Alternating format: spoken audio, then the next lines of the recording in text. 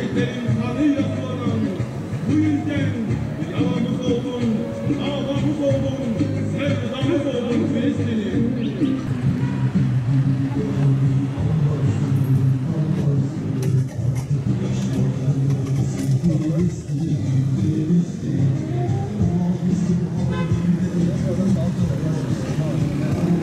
...7 Ekim'de Aksa Tufanı operasyonuyla birlikte başlayan bir diriliş harekatı. Hamas'ın başlatmış olduğu bir çalışma, bir diriliş harekatı. Siyonizme karşı gerçekten müthiş bir operasyon ve müthiş bir çalışma.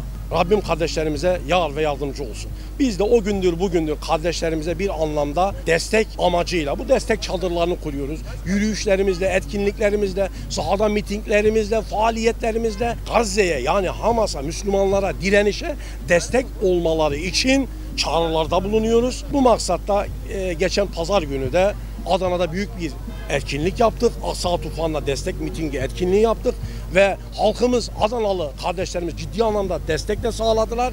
Şimdi o coğrafyada bir soykırım oluyor şu anda. İsrail'in, Batı'nın, Amerika'nın desteğiyle Müslüman kardeşlerimize, bebelerimize, annelerimize, çocuklarımıza, gençlerimize dönük bir soykırım yaşanıyor Gazze'de. Ve biz bunları görüyoruz, seyrediyoruz. Yaptığımız iş hükümetlerimizi köşeye sıkıştırıp Siyonizmle olan bağlarını tamamıyla koparmalarıdır. Bunun altını çiziyoruz bu etkinliklerimizle. Ama bununla birlikte kanımıza dokunan bir mesele var.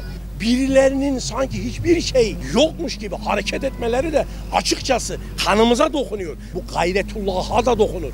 Orada hala onlarca bebeğimizi, çocuğumuzu, annemizi şehit veriyoruz. Bir soykırım yaşanıyor. Acımız her gün katmerlenirken, büyürken içeride, Adana'mızda, Türkiye genelinde sanki hiçbir şey yokmuş gibi hareket edilerek bu kutlamaların yapılması, festivallerin yapılması, bu sanatçıların gelip halka, yani Allah muhafaza bu böyle bir şey olabilir mi? Ne oldu bize kardeşim ya? Eskiden komşumuz öldüğünde 3 gün televizyonumuzu açmazdık. Hele hele bir genç çocuk ölümü olduğunda bir hafta boyunca sorgulamazdık. Televizyonlarımızı açmazdık. Yanı başımızda kardeşlerimiz hem de bizim için hem de bütün dünya Müslümanları için bunlarca katledilirken acımasızca biz nasıl bu etkinlikler yaparız? Nasıl bu kutlamalar yaparız? Bu işin Allah'a bir hesap boyutu yok mu? Herkes aklını başına devşirsin. Acımız her geçen gün katmerlenirken buradan Sayın Valimize de sesleniyoruz. Yöneticilerimize, vekillerimize sesleniyoruz. El-İzan, El-İnsaf bu etkinlikleri kendi mecranda ya bu tip şeylere bulaşmadan festivaldir, kutlamalardır, sanatçıdır. Bulaşmadan da yapabilirsiniz. Yani hem acımız ortada katmerlenmiş, büyümüş iken bu etkinlikler, bu kutlamalar neyin kutlaması? Yazıktır diyoruz. Bir an öncesi bu tip etkinliklerin, bu tip kutlamaların durması lazım. Yazıktır diyoruz.